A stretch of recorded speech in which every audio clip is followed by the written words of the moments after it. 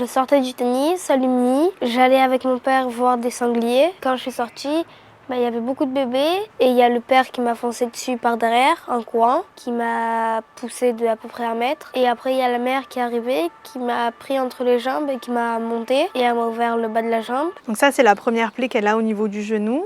On voit le jean qui est encore plein de sang.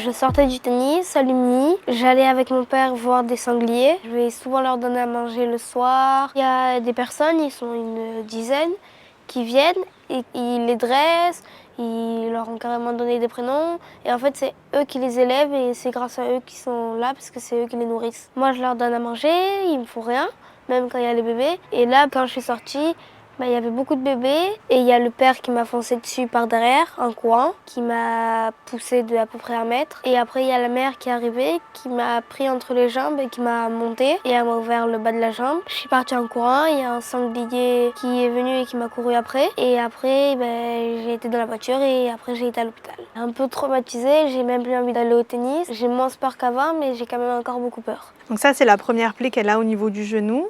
On voit le jean qui est encore plein de sang. On la voit mieux là, plus profonde et bien large, qui lui laissera une cicatrice à vie du coup, puisqu'on n'a pas pu refermer. Une fois que ça s'est passé, son papa m'a appelé affolée parce qu'elle saignait énormément et il était un peu paniqué. Donc du coup, je lui ai demandé d'aller directement aux urgences de Saint-Joseph. Et moi, je les ai rejoints là-bas. Et quand on est arrivé aux urgences, ils l'ont prise en charge immédiatement. Et c'est là qu'ils nous ont annoncé qu'ils ne pouvaient pas refermer et qu'il fallait que ça se ferme tout seul et que ça prendrait du temps. Parce que c'est une plaie qui est faite par un animal sauvage, donc c'est une plaie qu'on appelle sale.